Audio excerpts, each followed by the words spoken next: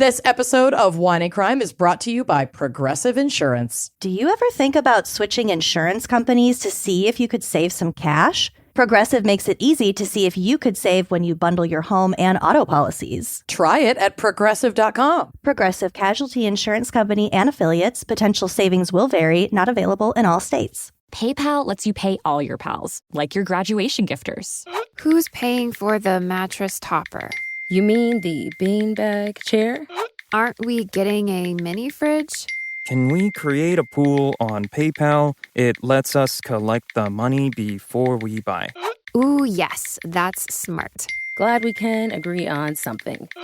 Easily pool, split, and send money with PayPal. Get started in the PayPal app. A PayPal account is required to send and receive money. A balance account is required to create a pool. Wine and Crime contains graphic and explicit content which may not be suitable for some listeners. Listener discretion is advised.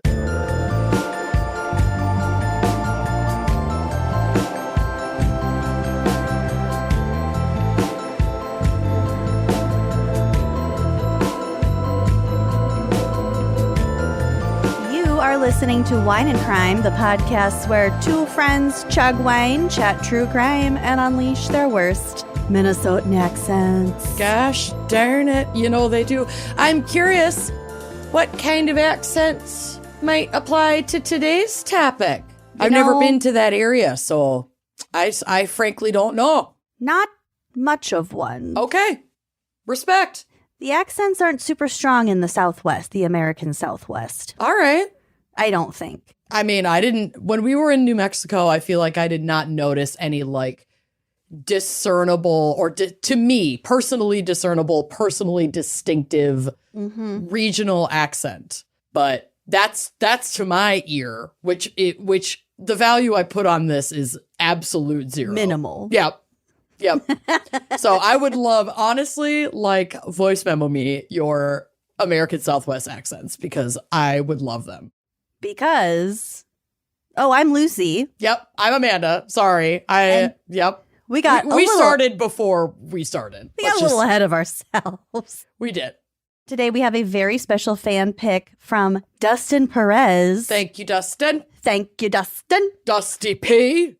Dusty P. Oh. Everything is Dustin Perez. Dustin Perez is everything.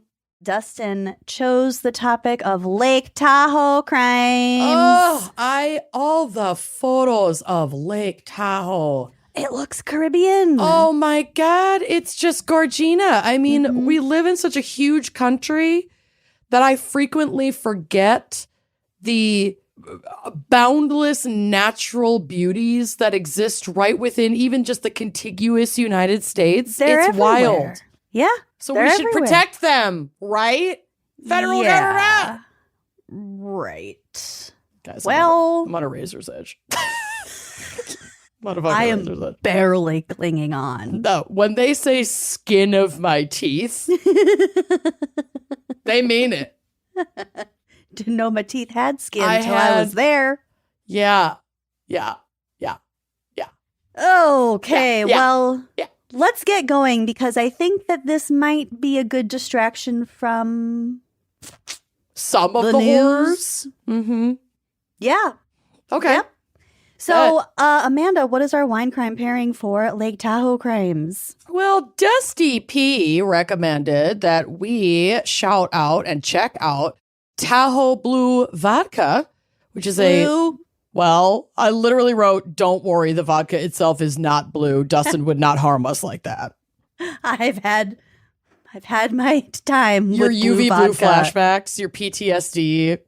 Oh, you were fighting for your life out there. Dry just thinking about it. One UV blue at a time. Ooh. No, this is a frankly stunning looking vodka out of Lake Tahoe. Like when you go to their website, which is TahoeBlueVodka.com, you're greeted by literally the glistening mountain foot waters of Lake Tahoe. Mountain foot? Well, you know, there's little ranges in the background. It's gorgeous. Yeah, it's just gorgeous. It's just gorgeous. So the Tahoe Blue Vodka is inspired by Lake Tahoe. which straddles California and Nevada with a maximum depth of over 1,600 feet, which I'm sure you're going to get to. This is local to that region and inspired by that region. Okay. When you drink Tahoe Blue Vodka, you support Lake Tahoe because they donate a portion of their proceeds to help preserve both the lake itself and the diverse environment surrounding it. So I thought that was pretty cool that you can drink, feel good about what you're drinking because you are supporting the conservation and preservation of one of our country's most gorgeous natural features. This is the world's only vodka crafted from pristine Tahoe water. Oh, it's made from the water? Sure is. It is a 3 vodka blend that finishes as clean and smooth as the lake it's named for. So smooth, in fact, it's claimed dozens of awards and been named best tasting and best in class by various judges. Well, do they know how many corpses are in Lake Tahoe? I don't know if they do, but I have a feeling that you do. Nobody does. Oh, okay. Well, great. They do have this at Total Wine. They did not have it at my local Total Wine, which makes me really sad, but I'm going to order it because it truly sounds spectacular. But their website is awesome and also has recommendations of what to do with your Tahoe Blue. And they shared a couple of their favorite recipes from among their staff, and I'm going to share them with you as well and then let you know which one I'm drinking. All right. So the founder's favorite, this is super easy and delicious and refreshing. It's a vodka soda, like a tall boy with ice and 1.5 ounces, wink, wink, however much vodka you need to put in there, Tahoe Blue Vodka, and then soda water. But you garnish it with an orange slice, which I'm a huge fan of. Okay. In Amsterdam, they serve gin and tonics in like a big goblet with an orange slice. Yum. And I'm obsessed. We need more orange garnishes. I agree. It's like a limes. Another one that is also not blue, but the name may confuse you, may send you in a different direction. A blue herring? It's a blue herring, is the Blue Samurai, which is 2 ounces of Tahoe Blue Vodka, an ounce of simple syrup, a pea-sized dollop of wasabi. Ooh. And a cucumber slice. I thought that one sounded awesome. Maybe. Do you shake it then? Yeah. You'd shake that you'd shake it. You'd make one cocktail at a time in your shaker. Yeah. They, of course, have things like Bloody Marys, hard lemonades, Tahoe Mule, things that are like the vodka classics. But I also had to share one that was going to fulfill your fears, the Lady in Blue, which is, in fact, a blue cocktail. And it is very blue. It's like Margaritaville blue. I'm kind of living for it. It's a 1.5 ounces of Tahoe Blue Vodka, 0.75 ounces of lemon juice, 0.5 ounces of simple syrup, 0.25 ounces of creme de voilette, which is where you get some of that blue. Then you're going to top it off with a little blue curacao. Of course, that blue doesn't come natural. Nope, that's our girl. 2 drops orange flower water, and you can garnish it with an edible flower. So if you're looking for something that's going to make you feel like you're on a retired white lady's island vacation, the Lady in Blue is going to be the one for you. If you're, what's it called? Barb and Star taking Vista Del Mar. Yep. Then go to you Vista Del Mar. You might want to check out the Lady in Blue. But I am drinking the founder's favorite. Cute. Because I had vodka and I had oranges and I had soda. And I want to make clear, I did look up Tahoe Blue Vodka to see if I could get it at my local Total Wine, but I could not. But I do want to try this. So check them out at TahoeBlueVodka.com. You can get recipe ideas, learn about their business and where you can get their stuff. And it's just like, I want to go to Lake Tahoe so bad. I fucking do too. Let's do a Gals Go to Lake Tahoe. Done. Perfect. Are you drinking anything fun or special today? As I mentioned, I had a cocktail before we started. So I feel adequately pre-lubed. Good. Great. And I got my pen. Perfect. So then you have everything you need. on both ends. I have everything I need. And some ice water. And a snack. Oh my God. Well, let's take a quick break to hear a word from our sponsors so that you can dive into all of the Lake Tahoe madness. Let's do it. Spring's here, people. And you know what that means. wedding season. Oh, my favorite. So many weddings this year for me personally. Whether you're attending a bridal shower, a bachelorette party, or the actual wedding itself, it's time to get dressed up again. Shake off those winter mulligrubs, those cobwebs, and get a great outfit, because a great outfit always starts with great shapewear. Let's be real, no one has time for shapewear that feels uncomfortable or restrictive or like takes you forever to put it on or take it off. And luckily, you don't have to settle for that stuff. Today's episode is brought to you by Honeylove, the brand that's setting a new standard for shapewear. It's wedding season for all, but it is like thighs fusing together season for me. Yeah. And that is where Honeylove's Superpower Short has quite literally saved my thighs year after year. Saved your butt. Saved my butt, lifted it up, saved my thighs from rubbing together. It's so comfy. It's so easy to wear. I'm obsessed. Honeylove uses targeted compression to sculpt and smooth where you want it and ease off where you don't. That means it's super effective and comfortable to wear all day long. It's shapewear that works with your body, not against it. And if you're wondering what the difference might be there, honestly, you're going to feel it. You're going to see it immediately when you put it on. Plus, it's got this flexible boning in the side seams that keeps it from rolling down, which is like such a common issue I was running into. You'll never have to sneakily adjust yourself in public again, even after a night of dancing. Plus, their shapewear features lingerie-inspired design details that you'll want to show off. So, if you've got weddings on the brain this season, Honeylove has definitely got you covered. And here's the best part. For a limited time, you can get Honeylove on sale. Save 20% off your entire order with our exclusive link, honeylove.com/wine. Support the show and start your year off right by checking them out at honeylove.com/wine. Treat yourself to the most comfortable shapewear on earth and save 20% off site-wide at honeylove.com/wine. Use our exclusive link to get 20% off honeylove.com/wine. After you purchase, they'll ask where you heard about them. Please support our show and tell them we sent you. Experience the new standard in shapewear with Honeylove. This episode is brought to you by IQ Bar, our exclusive snack sponsor. IQ Bar is the better-for-you plant protein-based snacks made with brain-boosting nutrients to refuel, nourish, and satisfy hunger without the sugar crash. I love IQ Bar. I am so bad at making myself breakfast, and IQ Bar has fully changed the game for me. Their plant protein bars are packed with high quality ingredients to keep you physically and mentally fit. IQ Bar is totally free from gluten, dairy, soy, GMOs, and artificial sweeteners for a natural anytime snack. I am in love with their flavors. They have 9 delicious flavors, including mint chocolate chip, chocolate sea salt, banana nut, toasted coconut chip. My favorite is the lemon blueberry. I also love the peanut butter chip. And honestly, with over 20,000 5-star reviews and counting, more people than ever are starting their days on the right foot with IQ Bar's brain and body boosting bars, hydration mixes, and mushroom coffees.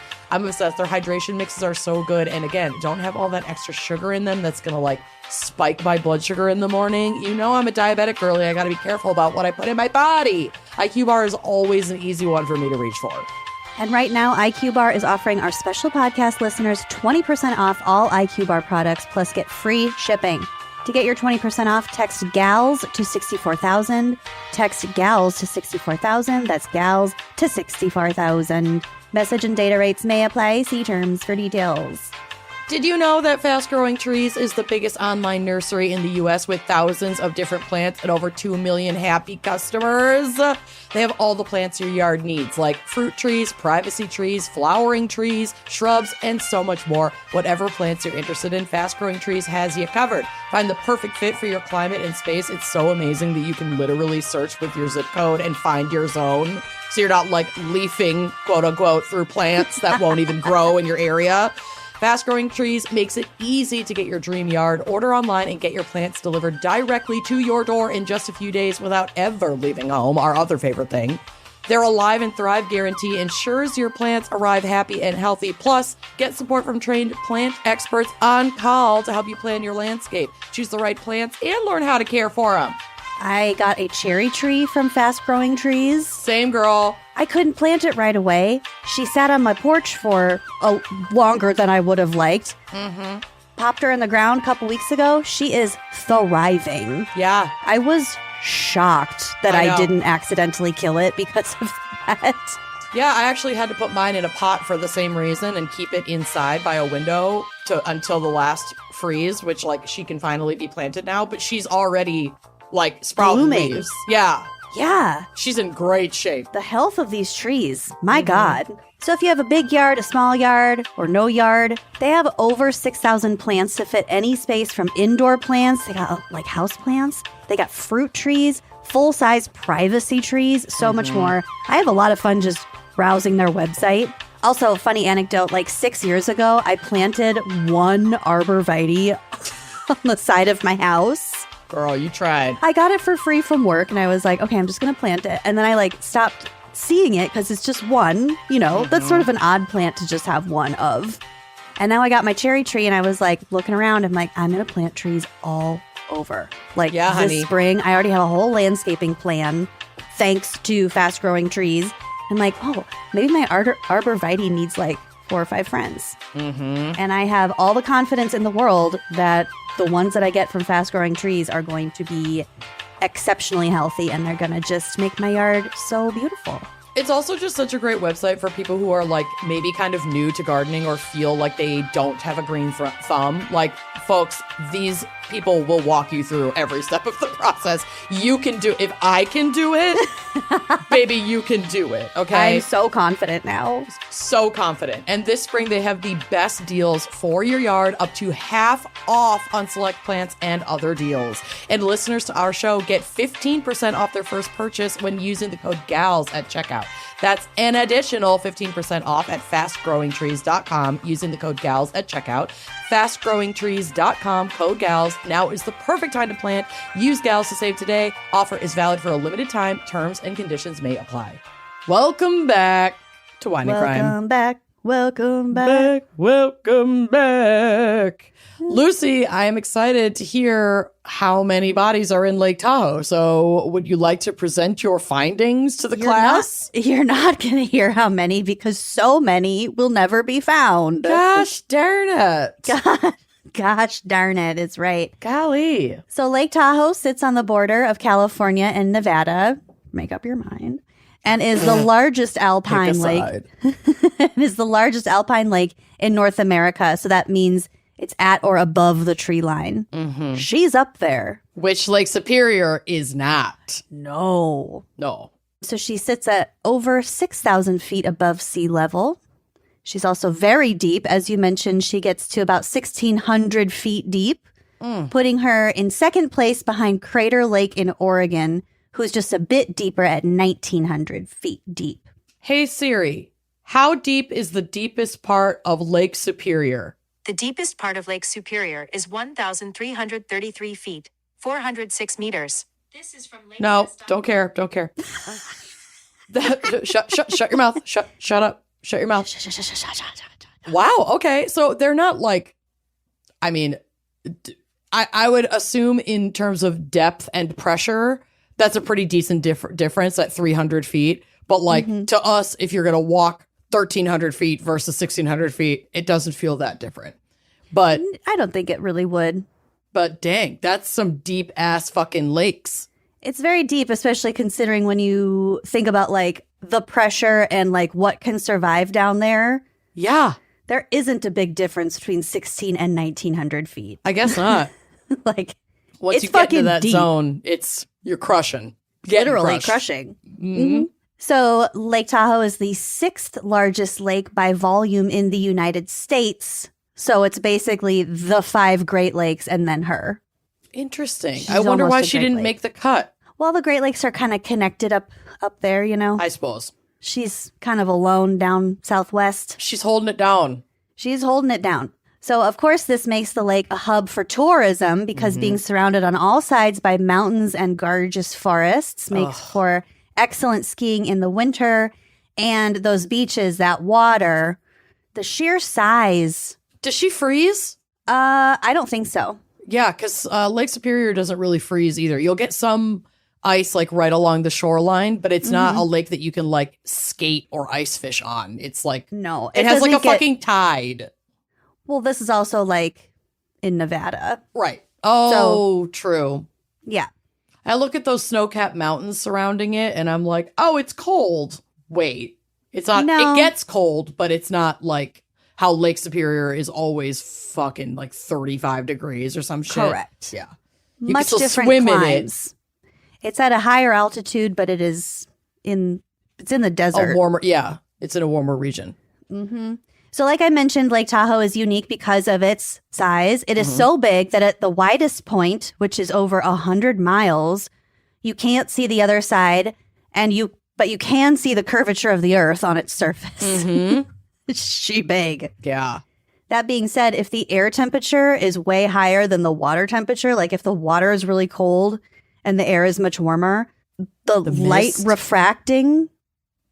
refraction can occur, which can result in fata morgana, which is a mirage, like an optical illusion created at the horizon line that looks like towers. It looks like vertical. Whoa. So these may be responsible for the Tahoe Tessie sightings. It's like their Loch Ness monster. Yes, and I just don't care about that kind of thing. The exasperation in your voice. Do not talk to Lucy about a cryptid. I Fucking just don't not. care. I just don't. They're so out there. Listen. They're not real. Except that weird bird that was in Iowa. That was a weird one. The Bigfoot is real, and I don't care who tries to fight me on it. I mean, at Tahoe Tessie, can we be a little more trite? It's just stupid. It's on like a bunch of their merch. Grow up. Just not all that righteous indignation for Tahoe Tessie. Sea monsters. Not your thing. I was really into them in third grade. For a full year, I was really into them. I checked out old books from the library, like ones that didn't even have pictures about sea monsters. Well, that's absurd. Yeah, I had a hard phase. And you know what? I was 8. Yeah, you're past it now. I'm very much past it. Okay. We'll get to the creatures that I prefer, Okay. that we attribute these Fata Morgana sightings to. So Fata Morgana is the translation of Morgan the Fairy in Italian. And so that's from the King Arthur legend of Morgan Le Fay. Okay.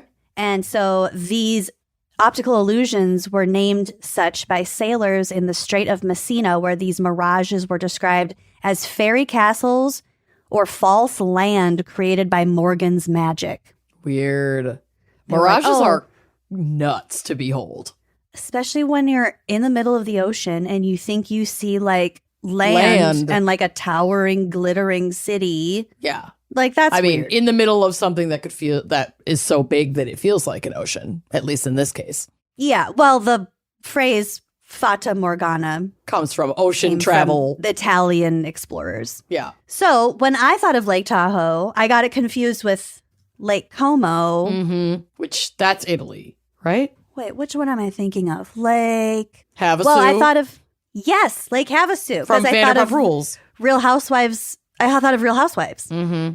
They So go Googling- to Lake Tahoe and Housewives for sure, but I know VPR went to Havasu. It's like they can't afford Tahoe. Orange County went to Havasu too, because I feel like the Gundolfsons had a lake house there. Probably. So upon Googling, it was the Real Housewives of Beverly Hills, season 11, episode 2. Mm-hmm. They rented a house. Rinna rented a house. At the time, it was $8,000 per night. It's 17,000 square feet. It has 17 bedrooms and 18 bathrooms. Okay. It can host up to 40 people. Like sleeping comfortably, like with a partner in a comfortable sleeping arrangement. It has bed space for 40 people. Yeah. And there were 7 ladies, maybe 8. That's, well, and the crew. Well, yeah, and also, like, of course, they're going to be extra anyway. Mm-hmm. But this is yeah. where the 2 Truths and a Lie episode takes place, in which Kathy Hilton doesn't understand the basic rules of 2 truths and a lie. It's a very complex game.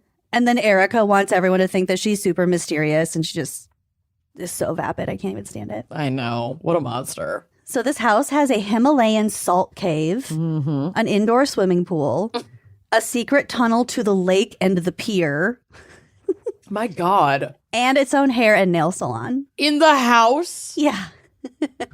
This is one of those properties where it's like rich people built this as a house so it could be like zoned that way or homesteaded or what. It's got to be some sort of tax thing, but it's definitely a commercial property that they built to rent out for like weddings, large private events. Yes, and no one was ever going to live there. It was built by Mr. Hara of Hara's casino empire. That'll do it. Yep.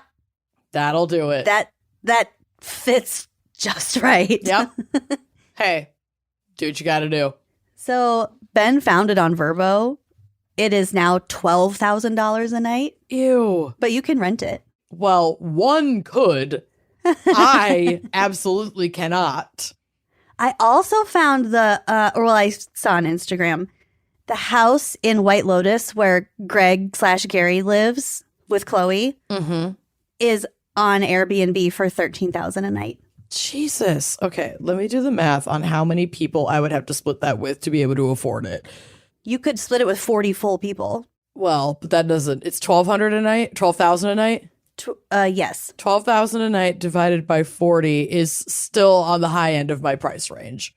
How much a night? $300. I also don't know 40 people I'd want to hang out with for a whole night.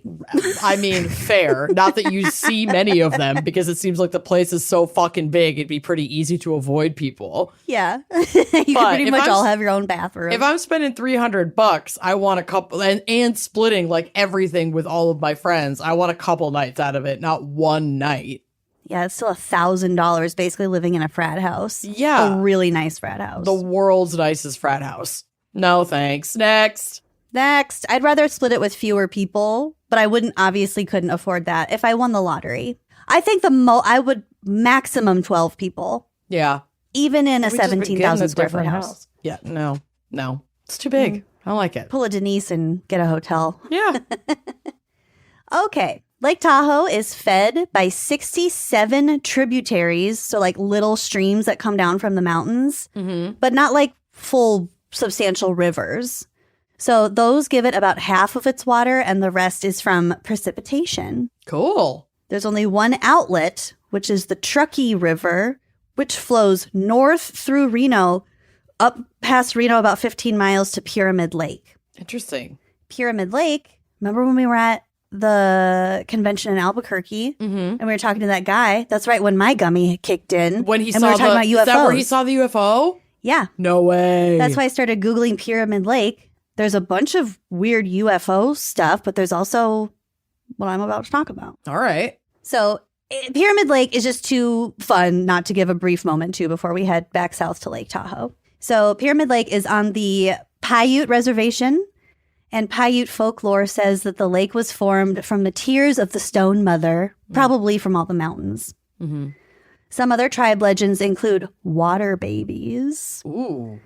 So these are babies that were born prematurely or that were born with disabilities, and they were taken to the lake to drown. Oh my God, that's terrible. It is, but that wasn't uncommon back when we didn't have civilizations large enough to really have the means and resources to take care of. Of course. I get it. It's just fucking tragic. It is, but that is a real part of what probably every civilization around the world has gone through at some point.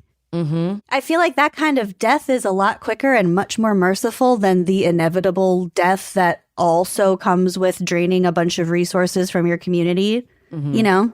I'm not my place to say. If you were in this position, obviously there is no fucking reason for this kind of practice nowadays. No. Not saying that. Yes, a very sad thing, a very sad fact of life. Also, this is legend, so I'm not even trying to say that they really did do this, but yeah, I know that some cultures For sure. This absolutely happened across cultures and communities in like the early times of man. This was survival at its most brutal. Yeah. So it is said that these babies never left the lake and their spirits still live there, and they call out to fishermen to lure them into the water where the fishermen drown. Yeah, get their revenge. Get your revenge, water babies. But water babies is such a sweet name. It's like No, they're like creepy baby sirens. Yeah, and I'm living for it. Yeah. Every spring, there are reports of babies crying on the shore of the lake. Whoa, that gave me a chill. Also, springtime is when most of the drownings occur. So, there's also a legend of a singular spurned mermaid. One mermaid. She was so annoying about it that no other mermaids even wanted to live in the same lake. Pretty much. I'm obsessed. Well, so the story goes that she, the mermaid, was dating a tribesman. Mm-hmm. The family of the tribesman did not accept their love and ordered him to return the mermaid to the lake. She is not allowed here. No mermaids allowed. The mermaid was pissed off, and so she cursed the lake and everyone around it. And so that's why there are, again, so many drownings and mysterious disappearances associated with Lake Tahoe. Good for her. Right. I'll say it again. And I will say it forever. So, like I said, these mysterious drownings, but perhaps even more mysterious, the discoveries of the drowned victims. Okay. So remember when I said, so Pyramid Lake is not nearly as deep as Lake Tahoe. It gets up to about 350 feet deep, but it also has like really steep drop-offs, and it has like currents. So I think I understood this correctly, but my interpretation of this was because of the altitude of the lake, divers can only go about 90 feet deep. And I think this is because of like the air pressure in their tanks and all that stuff, because they have to factor in how far above sea level they are. Oh, that's so interesting and scary. So they can only go about 90 feet out of the 350 feet deep that the lake is. Okay. So they can't even see what is all the way down there in real time. They'd have to send down some sort of device. Well, yeah, but also like if they weren't really paying attention, they weren't really aware of how deep they were, all of a sudden they can't get back up.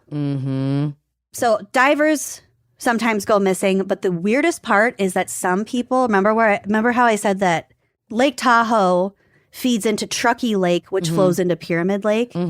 Sometimes people who have drowned in Pyramid Lake end up being found in Lake Tahoe, which like means their remains made it reverse upriver.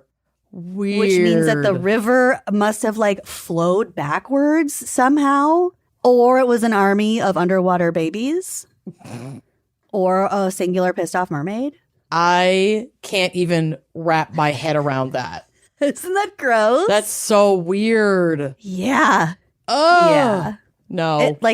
It's weird. It's a weird place. That really creeps me out. That really fucking creeps me out. That's one of the creepiest things I've heard in a long time. And you're my best friend, so that's saying a lot.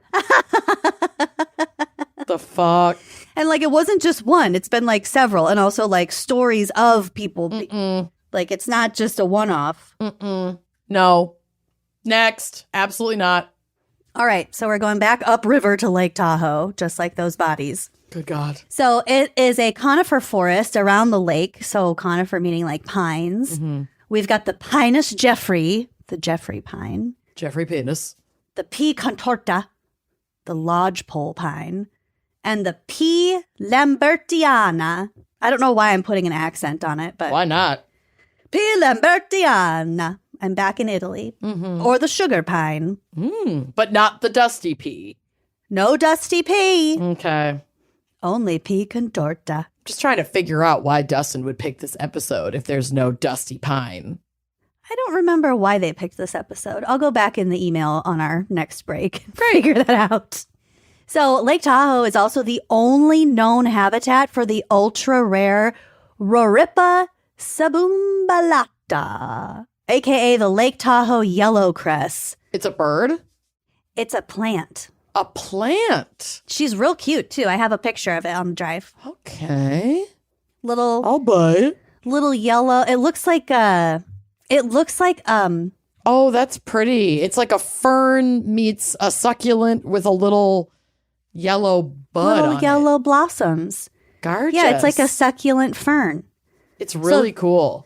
This only grows between the low water mark and the high water mark on the shores of Lake Tahoe. Wow. And How it's weird. And it's only been observed a few dozen times. So it's extremely rare, a plant. It's extremely rare. Wow. That's fucking amazing.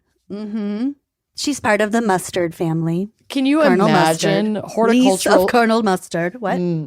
Horticulturists must just lose their shit if they ever see this fucker in real life. Yeah. Between low water and high water. So Yeah. you'd have to even Right time of year. time it right. Right time. Yeah. Like, oh, that's so bizarre. Yeah. Lake Tahoe's Fascinating. bizarre. Well, these massive lake ecosystems are so fucking cool and weird.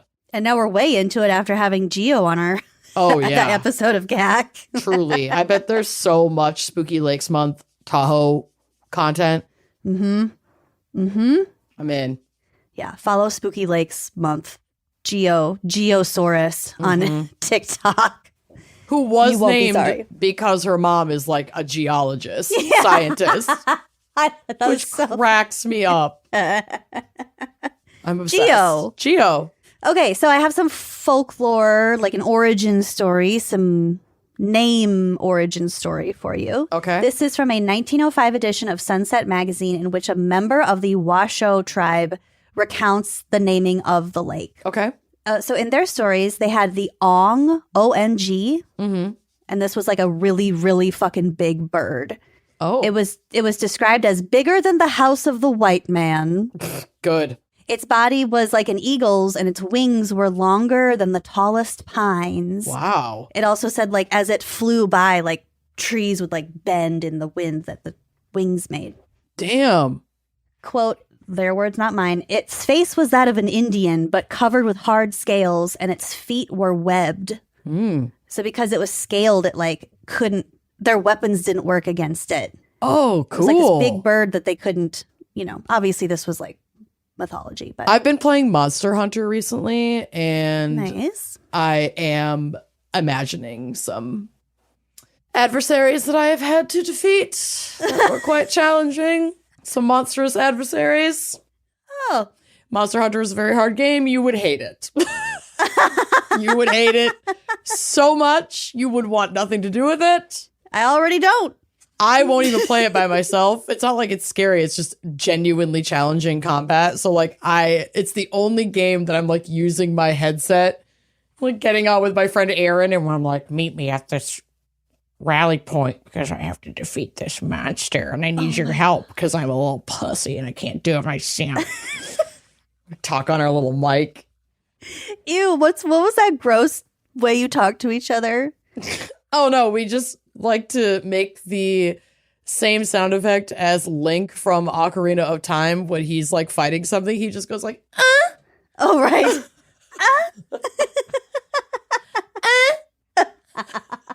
So I'll be over at Robbie's and like want something from Aaron from another room and just be like, Robbie hates it. I hate it. Ew, gross. Yeah. Why'd you go down an octave for the last one? Oh, that was him and I was the other. Yeah, that was him responding. Sick. I'm never talking to Aaron ever again. I mean, that might be out of your control, depending on what voice memos I send you later this week. Ew. Don't make me get perverted revenge. Back to the Ong. So its nest was in the middle of the lake. In my mind, it's floating in the middle of the lake. Right. So the waters of the lake come out from the nest because they knew that there were no real rivers feeding it. They just had those mountain streams. Like, well, this water has to come from somewhere. It's coming from Ong's nest in the middle of the lake. So the Ong would make the waters rush out and then flow back to the nest, which I think is like alluding to the currents of the lake, where the nest would siphon out the food for the Ong. So like fish. It would splash around the water and it would use the nest as a sieve to get its food from the lake. But the Ong's favorite was human flesh. Despite this, he was described as a coward, even though he was really big and powerful. So they were Birds like, scare easy. They do. So they said he wouldn't ever attack 2 or more people in a group. So basically they were like, don't ever go out Safety by in yourself. numbers. Don't ever go out on a boat by yourself. No. Stay Words in to live by. buddy system. So one day, the chief of the tribe had to choose a husband for his daughter, Nona, before leaving the lake for the winter. In the hills above, a young man named Tahoe had been meditating and praying since he had no acts of valor to recommend him as husband to the chief's daughter. So he had a crush on the chief's daughter. He basically had nothing on his resume. Yep. And was like, okay, I have to do something Praying really for my drastic. big break. Yeah. So as he's looking out over the lake, who shows up but Ong? Oh, no. Young Tahoe gets the Ong's attention like, hey, over here. Ong snatches him up, and Ong was going to fly up really high and then drop him into the nest waters so he could come down and eat him. But the young man, Tahoe, brought a long buckskin rope with him and tied the Ong's legs together and then tied himself to the other end so that when Ong tried to drop him, he couldn't do it. They Genius. were tied together. Love it. There's Love a it. struggle, and then they both careen into the lake. The rest of the tribe, while, upset about the loss of the young man, well, what are you going to do? They continue the council to select a husband for Nona. Nona's like, but I actually really liked him. Yeah, that's my boy. So she sneaks off, takes a canoe out into the lake, saying, Tahoe, my darling Tahoe, as she searches for the man she loves. The next morning, okay, so I pictured this as like the end of Moana. Okay. What I think the legend says is the 2 lovers arrive back on shore, riding on one of Ong's wings, while the other wing is being used as a sail. Oh, damn. They made a boat out of that bird. They made a fucking sailboat out of Ong's remains, Sick. and they just drift up on shore. Yes. Tahoe was decided that he was a worthy husband for Nona, but as long as Ong's nest remains in the lake, the drowned never rise in Lake Tahoe. So is there something in the center of the lake No. to this day? It's just saying like as long as Ong's nest is still there, then the lake will never give up its dead. The current. But really, in actuality, the waters in the lake are cold enough that an almost perfectly preserved body of one of said divers was found at a depth of 300 feet, 17 years after they went missing. Damn. Pretty preserved. So I think it's kind of like Lake Superior, where it's Yeah. so cold at a certain depth that you're not going anywhere. You're down there. Oh, God. Yeah. Nope. So Lake Tahoe, fascinating. I definitely want to go there someday. Yeah. But I'll be staying on shore. I'll dip Yeah. my feet in. Don't go anywhere by yourself. You'll get snatched up. That's fair. I'll swim to the extent that, like, I can still touch. Kind of like how I respect the ocean. I'll go swimming in the ocean, but not like open water. I'm not jumping off a boat. No. Into Lake Tahoe or an ocean. I wouldn't jump off a boat into Lake Superior. I mean, I get freaked out jumping off a boat in Lake Minnetonka. Yeah. The water's just a little too dark. It's a little too... I feel like I'm jumping off a cliff. Yeah, it's a little scary. If you think about it too hard, it's not great. Okay, so I do have a case for us today. Okay. It is tied to Lake Tahoe, but not really till the end. But this is the story of the I-5 strangler. Ooh, yuck. And a lot of this is from Bruce Henderson's book called Trace Evidence, The Hunt for an Elusive Serial Killer. Okay, drama. Okay, give away the ending.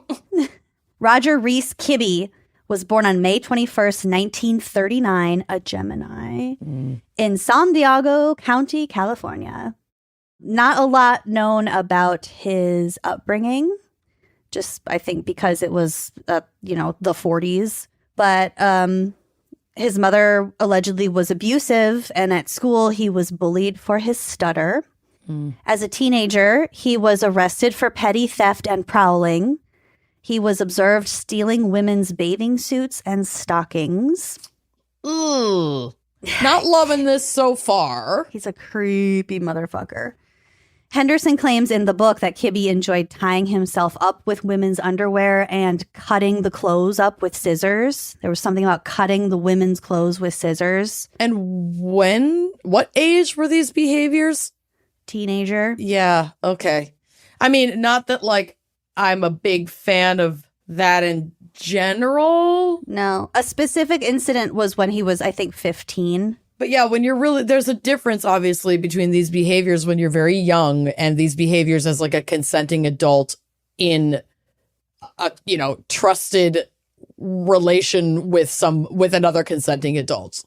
Like, I don't care when you cut up women's clothes, as long as that's like the extent and everyone is consenting. And it never escalates to anything worse, which it definitely does. Yeah. But this is... Yeah. This is going somewhere scary. I don't like it. Okay, so cutting up the clothes with scissors. One source said that his like criminal record had a note in it. This is when he was 15 about being caught trying to bury a box filled with stolen, cut up women's clothing. Yikes. All right. Cool. As an adult, he sold furniture as a job, and in his free time, he enjoyed skydiving. What? Which I thought was so random for an activity in like the 60s and 70s, but it is important. We will get back to the skydiving. Not at all what I thought you were gonna list as like a hobby. It's like another Mad Lib. Yes. Case. Seriously. While trying to distribute cheeseburgers to the homeless. I don't think that episode will have come out yet by the time this episode comes out. Spoiler. That's in the April gag. Teaser. Well, it was yesterday to me, so. Literally, we recorded it yesterday, so it is easy to get confused. Yeah. Okay, so he settled down and married a woman named Harriet, who was allegedly very domineering, according, again, to Henderson's book. Mm-hmm. But also, like, same. Don't marry me if you're Don't marry me if you're going to wreck all my underwear. Right. I'm going to be domineering if I have like shapes cut out of my bras and stuff. Yeah. And I'm going to be pissed. Very domineering. That was like the only description of his wife that I could find. So rude. So rude. A newspaper in Stockton also reported that his brother was a homicide detective. So in hindsight, this led people to speculate that it's possible that he like talked to his brother, asked his brother a lot of questions about police procedures and in particular evidence collection in order to learn how to cover his tracks. Okay. The activities last from 1977 to 1986 or 87, about a decade, but like that particular decade. So think of that when we're talking about like the evidence. Okay. What he might have learned about the evidence collection. Okay. Jumping forward to September of 1977, Best of My Love by The Emotions is at the top of the charts. You got the best of my love. You got the best of my love. Whoa, along with the Star Wars theme song. Oh, hell yeah. 77. What a year. My parents graduated high school in 76. Oh, wow. Yeah, my parents were definitely in college. But yeah, that would be such a fun year. The summer of 77. They might have been out of college by 77. Because they waited a while before having my sister, and then 5 years later, they finally got everything they wanted and had me. Finally hit the jackpot. They finally hit the jackpot after slogging through 5 years alone with that nightmare. Just kidding. We love you. You're the better of the two. Trust me. I second that. Trust me. Ashley, can we talk more? Okay. Okay. Remember when we watched the Vanderpump reunion after Scandal? On Zoom the together. three of us on Zoom. That was a good time. That was really fun. You can talk to her whenever you want. I'm sure she'd love it. Probably. Who wouldn't? Who wouldn't?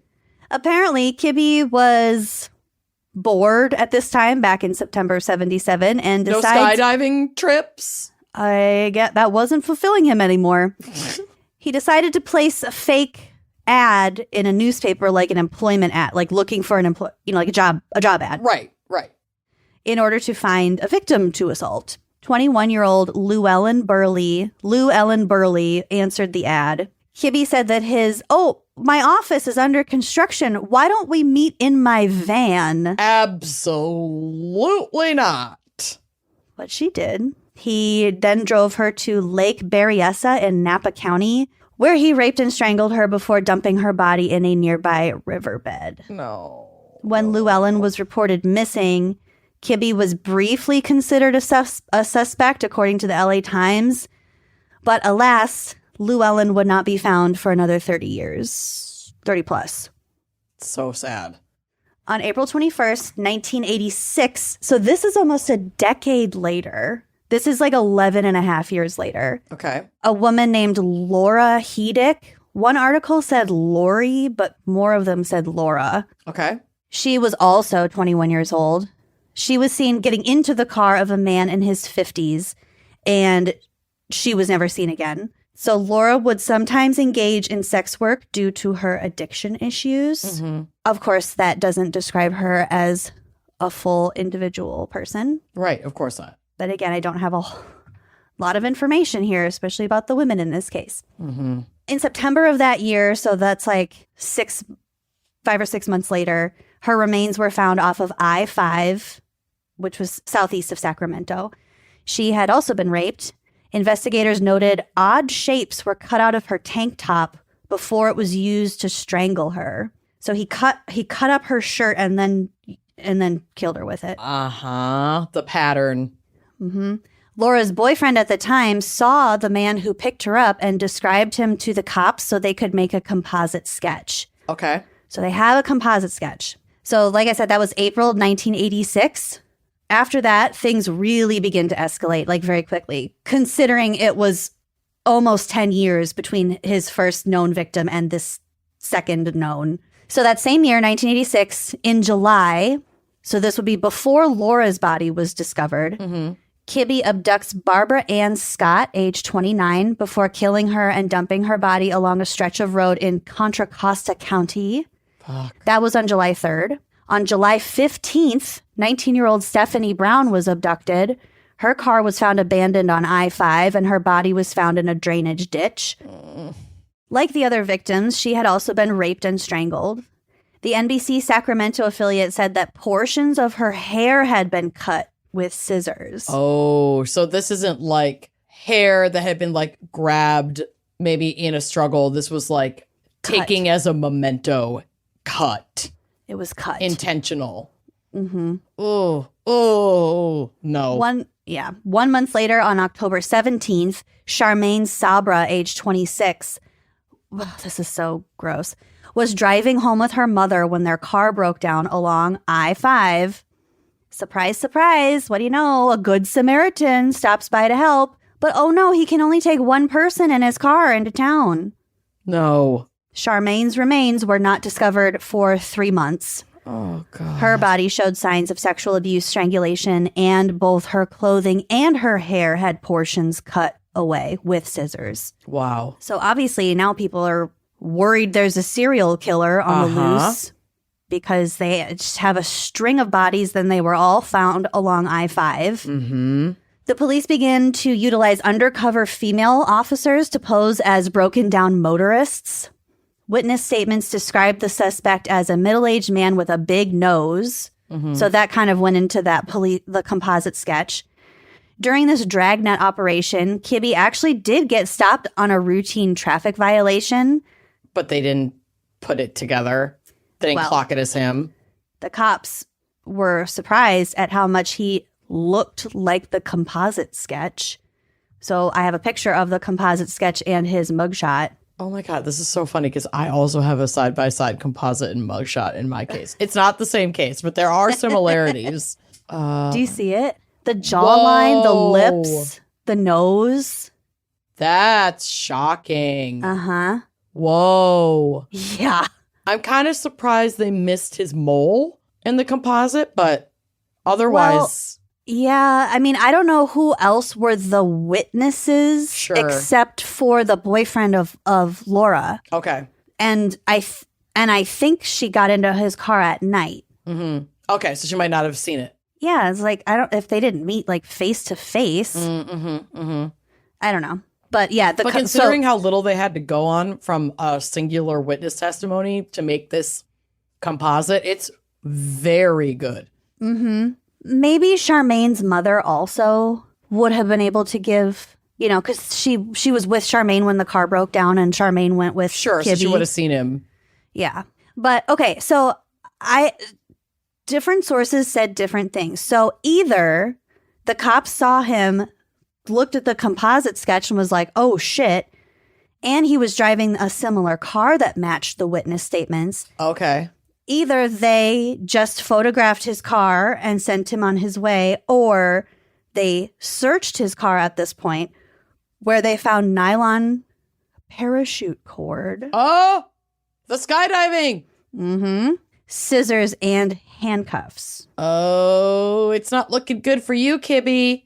Either way, he was questioned but released without charges being filed because they just did not have sufficient evidence, whether they had just photographed the car or if they searched the car at this time or in the next incident. I mean, I guess, but I hate that. Before the end of 1986, Kibby would kill another woman named Catherine Kelly Quinones, aged 25. Finally, in September of 1987, he was arrested after he tried to abduct a sex worker in downtown Sacramento. So this badass fought back when he was trying to handcuff her, and she just screamed. Good for her. And a cop intervened, heard her screaming.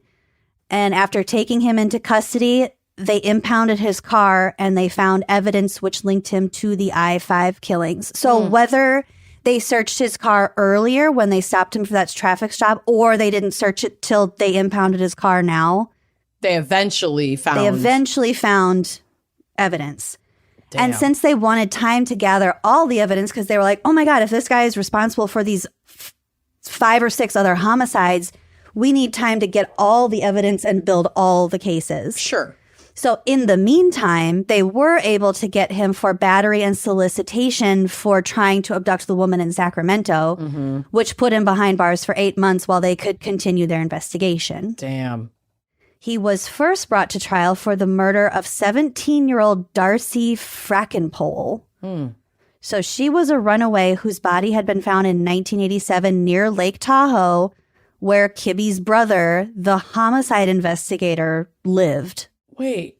So that's the connection to Lake Tahoe. It's kind of tenuous. I'm sorry. Wait, did I miss that Kibby's brother was investigating? I don't think he was investigating this case, but he was a homicide investigator. Jesus. Because that's when we said, well, in hindsight, some people think that he was able to ask his brother about evidence collection. It. Okay. And that's okay. why I it missed took that. them so long to get him. Yep. That is a very reasonable speculation. Not all of our speculations are reasonable, but like we'll kind of get we'll get to it a little bit more. Fuck. Okay. So Darcy had been strangled using that same type of cord that Kibby had been using for skydiving, the parachute cord, the fibers of which were also linked to 3 other killings. So he used the exact same cord. Oh. Parachute cord. Oh, God. He had a literal murder kit containing handcuffs and a pair of his mother's scissors. His abusive mother's scissors. That's what he was See using what happens to cut when shit you don't heal from your trauma? It kind of reminded me of you when you stole your mom's sewing scissors. Yeah, but I stole them because they were cute and their handles were like little goose. It was like a little goose. Oh, I know. And I wanted to try cutting my own bangs. And it was a disaster. As long as you're not cutting anyone else's bangs. I was 5. I know. His mother's You scissors. kind of remind me of this serial killer who used his mom's I didn't scissors. say you reminded me. I don't think I said that. I meant to say this reminds me. You remind me of a girl that I once knew. Anyway. In 1991, Kibby is convicted of first-degree murder and sentenced to 25 to life. Everyone is certain that he's the I-5 strangler at this point, but apparently there were like jurisdictional complications and like a lack of hard evidence, and it just took a while. He also like wasn't really talking. It took him a while to like say anything about where these victims were. Okay. So here is the grossest part, according to me. The prosecutors alleged that Kibby would handcuff his victims to abduct them. He'd wrap duct tape all the way around their head and their mouth to silence them. Oh, my God. Then he would do whatever he did, assault them, cut their clothes, use his parachute cord to strangle them. Sometimes he turned it into a garrote. Oh, God. And then he would use the scissors to cut the tape off of their hair so he wasn't leaving any tape behind. Tape evidence. Because they could get fingerprints off of tape. Oh, he was thinking more about the fingerprints than the evidence, actual, like... the homicide investigator brother. Oh, my... Yeah. Wait, what the fuck? I think that he knew that they could get fingerprints off of things like duct tape. So instead of just ripping... he used the scissors to get the tape off of the girl's head. Totally. So the cut hair wasn't even a memento. It was just something that happened when he was cutting the tape off as part of his MO. It could have been both, but yeah. Mm-hmm. Isn't that assumed, fucking gross? That's so gross. It's all gross. But like, I assumed you meant that like locks of hair were cut, but that like the hair as a whole wasn't necessarily super disturbed. But yeah, if you're wrapping the whole, there's probably a lot of hair that was cut. Mm-hmm. Oh my God. Because none of the articles said like, you know, like a lock of her, you know, like a chunk of her hair was cut out. It just said her hair had been cut with scissors. Yep. Oh. Isn't that nasty? I hate it. Ugh. Okay, so he's sitting in jail at this point. Finally, in the 2000s, we get the technology to analyze DNA evidence. Because remember, I think all of these women were sexually assaulted. Mm-hmm. In 2008, Kibbe was indicted on 6 counts of murder and multiple special circumstances, meaning there was evidence of him doing something extra fucked up that would like amp up the sentence. Mm-hmm. Do you know what I'm saying? Mm-hmm. Mm-hmm. Pile on those charges, bitch. So he got 1 special circumstance for each victim, which made him eligible for the death penalty. On September 29th, 2009, he pled guilty to the rape and murders of Llewellyn Burley, Laura Hedick, Barbara Ann Scott, Stephanie Brown, Charmaine Smith, and Catherine Kelly Quinones. Damn. This plea, as well as agreeing to lead investigators to his first victim, Llewellyn, was enough to keep the death penalty off the table. Mm-hmm. So he did bring them to it was like a site near like a river. Yeah, he just to save his own ass from the death penalty. But yeah, but they didn't find anything. And then like 2 years later, they brought him back there. They again didn't find anything. 2 years after that, an investigator went back to that site by himself and ended up finding a bone that belonged to her. Damn. So she really was where he said she was, right. But they just didn't find her. They just didn't find her those 2 times where Kibbe was with the investigators. It was another person who went like, you know, off the clock or whatever. Yeah, and when you think about it, her remains had been out there for so long. Animals, the elements, like... Because that was in 77. Yeah. And this was in 2011. It's not... I'm not about to do that math. It's not unbelievable to think that he would give the right location, but that they wouldn't find anything there for a long time. So I'm glad that they eventually fucking did. Mm-hmm. Oh, God. These poor women. Here's the best part. In March of 2021, Kibbe was found unresponsive in his jail cell. Bye! Medical staff immediately responded. He was transported to the prison's healthcare facility, and despite life-saving measures, he was pronounced dead at 1:20 a.m. An investigation led to his cellmate, Jason Boudreau, himself a convicted killer and a Satanist. Not that matters. And he was charged with murder in Kibbe's death. Guess how he killed him? Well, they were cellmates, so they probably didn't have a whole lot of access to stuff, but I'm going to lean into his murder irony and say he tore up parts of his clothes or something and choked him. Well, he strangled him to death. Okay. But given the fact that he was called the I-5 Strangler, mm-hmm. and he killed at least six or 7 women by strangling them. You know? Seems like it's fitting. Not that I condone, whatever, blah, blah, blah, blah, blah. Seems like a fitting end for this fucking asshole. It's fucking fitting. All right, that's the I-5 Strangler. Damn, what and a little bit about Lake Tahoe. Lake Tahoe. I want to go real bad. I do too. I want to go to Pyramid Lake. Well, let's take a break to hear a word from our sponsors, the sponsors that we need so that one day we can go to Lake Tahoe and Pyramid Lake. Also, join us on Uncorked. That would also help us get there.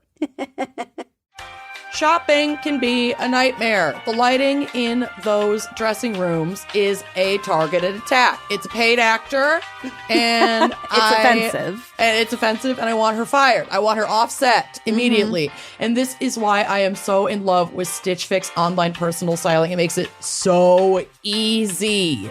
Shopping and figuring out your style is overwhelming. It just is. And when I panic, if I'm at the store, I just go to all the black items. Yep. My whole closet is black. Yep. And I'm trying to really branch out like very intentionally this year. And look, I'm wearing gray right now. Obsessed. I just need more color. And I told my stylist this, and they're sending me the cutest stuff that's still like kind of boxy and shapeless the way that I like my clothes. But it's like fun patterns, new styles. When it comes to getting dressed, I get these pieces from my stylist. They make me look great. It's a real confidence boost. So I just give my stylist my size, my style, my budget preferences, and I can order boxes when I want and how I want with no subscription required. And then she just sends just for me pieces, plus outfit recommendations and styling tips. I really love the little pamphlet that comes with it. I do too. It's so helpful and cute. I know, even if it's like, yeah, dummy, you wear this with a pair of jeans and some loafers and a cute little bag. It's like, genius. Genius. It's just really fun to look at. And it just feels so individual to me. I keep what I love. I send back the rest. It could not be easier. My stylist sends personalized pieces and the fit is flawless. I know I've said this before. The only jeans I wear, Same. 2 pairs, both from Stitch Fix. I'll never go back. I have like 6 pairs of Stitch Fix jeans now. And yeah, same. Never go back. Never go back. I don't know how they do it, but It's they magic. do it. It's like having my own personal style support person, emotional support stylist. So no stores, no crowds, no stress, just personalized looks you're going to love. Stitch Fix makes it all so easy. Personal styling for everyone. Get started today at stitchfix.com/wineandcrime. That's stitchfix.com/wineandcrime. This episode of Wine and Crime is brought to you by Graza, my new favorite olive oil. It's fresh, it's never blended, and it comes from a single type of olive, the Picual, straight out of high-end Spain, where over half of the world's olive oil is produced. Listen, high-end is high-end because this olive oil is like the best in the world. It is just single origin goodness. It's made with only one olive from one region. There's no like mystery blends. That means a traceable, fresher product without mixing in any like lower grade or mystery oils. It's pure, people. Yeah. No more messy tins or drippy spouts. Just aim that cute little squeeze bottle and spray it right in your hot pan and go from there. The trio has 3 types of olive oil for any task. They have the Frizzle, which is their newest one. It has a higher smoke point of 490 degrees Fahrenheit. So this is perfect for like frying, crisping, or grilling. Yes. If you are the type to set off your smoke alarm in the kitchen with regularity. Are you speaking to me? Yes, I am speaking to you. I see you. The Frizzle might just be exactly what you need. It's not gonna it's not gonna We switched. blow up your whole spot. Yeah, concerns from the neighbors have decreased considerably since switching to Frizzle to cook. I should get my neighbors this trio because You should. their smoke alarm goes off kind of a lot when they're cooking. And I always text. I've just said, King, last are time you I just said, good? making a roast? They also have their sizzle oil. So this has a 410 degree smoke point. So this is your everyday cooking oil for roasting, marinating, and sauteing. And then perhaps my favorite, the drizzle. It's this bold, punchy finishing oil you can sprinkle on salads. You can put it on ice cream, dip your bread in it. This is like your table olive oil. Yup. That's just absolutely delicious. So you get 10% on your first order on Graza's site, but I personally suggest grabbing that trio that I told you about.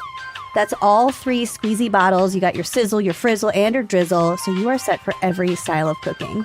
So head to graza.co and use code GALS to get 10% off Trio, which includes sizzle, frizzle, and drizzle, and get cooking your next chef quality meal. A good book is great, but what if you had an endless library of delicious romance at your fingertips? With Galatea, you don't just read, you get swept away in every stolen glance and every heart-pounding touch you just can't stop thinking about. Whatever kind of love story you crave, you'll find it on Galatea. Galatea is a reading app where anyone craving a little me time can dive into a library of romance stories that leave you feeling recharged and fulfilled. There are over 1,000 bestsellers to choose, from shifter romance to bad boy billionaires, forbidden love, werewolf alphas, slow burn fantasy, teen drama, and much, much more. Galatea is home to original series and standalone stories with an exclusive catalog of best-selling authors with new chapters dropping daily, babes. So there is always something new to explore. If you are like ravenous for the literature, Galatea is your girl. She's your gal.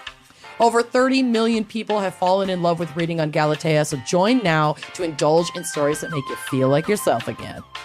Right now, Galatea is offering our listeners an extra 25% off on top of an already irresistibly affordable subscription when you go to galatea.com/gals. That's GALATEA.com/gals to indulge in unlimited stories for even less. Galatea.com/gals. My case is also really sad, and there are a lot of similarities, and it's from the 70s. It's not the same, but it's kind of crazy. Great. It's kind of great, too. How that panned out. Today, I'm going to be taking you back to 1970s Lake Tahoe and the story of the brutal murders of two young women, Bryn Rainey and Carol Anderson. Oh. For decades, their families lived with unanswered questions, and their cases were just getting colder and colder with each passing year. There was definitely long stretches of time when these families likely assumed that they would never know exactly what happened to their children. So they knew they were dead. They were found dead, but Yes. they didn't know what happened. Correct. Our first story begins in the summer of 1977. Bryn Rainey, a 27-year-old originally from Ohio, had recently moved to South Lake Tahoe after falling in love with the area while attending a family wedding there. How cute is that? Cute. She just loved it. Just loved it.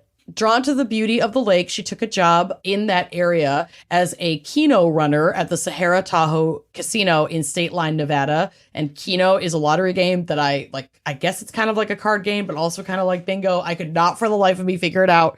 So if you want to know more about that game, I am not the one. Okay, listeners? I think I get it confused with Plinko. Yeah, I mean, there's like a little card, and then there's like... You can play it on like the big video screen. Yeah, I couldn't figure it out, and I lost interest in trying to understand it. I'm sorry. But she was into it, and she worked at the casino, like, running Keno. Okay. On the evening of July 23rd, 1977, Bryn had some spare time before her 2 a.m. shift, because the casino's open 24 hours, so people are on shifts that wouldn't seem normal to us, but that's normal for her. Imagine starting work at 2 a.m. Girl, my body could never, but, like, good for her. Good for her. So she probably just was like, all right, well, I'm awake. I don't work till 2 a.m. I'm going to go grab a drink at the Bitter Creek Saloon before work. The bartender later recalled seeing her that night and noted that no one seemed to bother her. No one even saw her leave. Like, she was there. She kept to herself. She had a drink or two. And then she seemingly just left of her own accord. We didn't see anybody specifically with her or like trying to lure her out or harassing her or anything like that. Seems like a good thing. It's a very good thing, but then Bryn didn't show up for that 2 a.m. shift. And her coworkers were the first to notice her absence because she was like always on time, such a good employee. And fortunately, they tried to get in touch with her and couldn't, and cared enough to call the police and have like a wellness check done on her apartment. When authorities checked her apartment on Emerald Bay Road in South Lake Tahoe, they found the apartment empty and nothing disturbed. It was like Bryn had just vanished into thin air. Or like left for work. Or left, yeah, but like left for work but never made it to work, had been seen Clearly had been at her apartment at some point, but it Yeah. was perfectly clean. Didn't pack anything. Last place anybody else saw her was at the bar, and there was nothing weird that happened at the bar. She quietly had a drink, and then she left, and then poof, she's gone. Never makes it to work. For nearly a month, she was missing, and they were family, friends, authorities were looking for her. I just can't imagine the constant literal heartache of having a loved one missing. No. Missing. The Just not missing. knowing is a kind of hell that I can't even fathom. I know. I think about it every time we talk about someone who's just, especially someone's child who's just missing. Yeah. I can't, don't want to wrap my head around that. No. Then on August 20th, 1977, a horseback rider at State Line Stables made a grim discovery. Oh, I hate a grim discovery. I know. A shallow grave along the trails that they were riding. In the grave, police found Bryn's badly decomposed body.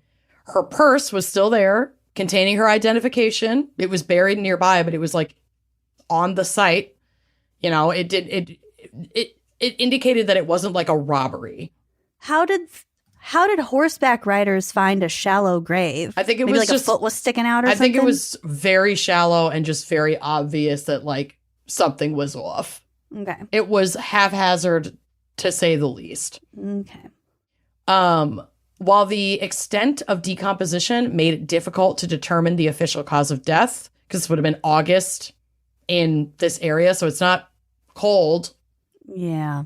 And she's in a very shallow grave where I think she was exposed to the elements, possibly animals, like There's animals around. for sure. So this all made it difficult to determine the official cause of death, but forensic evidence suggested that Bryn had been sexually assaulted and strangled. There was not a lot of evidence at the scene. They collected everything that they felt was important at that time. You know, they did the autopsy. They determined, like, we can't be 100% sure, but we're pretty confident her cause of death was strangulation. They were able to find in some of the, like, tissue that was left at the arms and legs that there were possible ligature marks. But again, it's like, we're not 100% sure, but it could be this.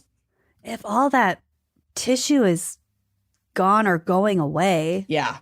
it always kind of shocks me how forensic pathologists and coroners can Can even get what they do get. yeah. Yeah. That book Autopsy that I read by that Australian dude, when I told you about the death because you move your neck wrong. Mm-hmm. Yeah, thanks. It's like eagle neck syndrome or Okay. something. No.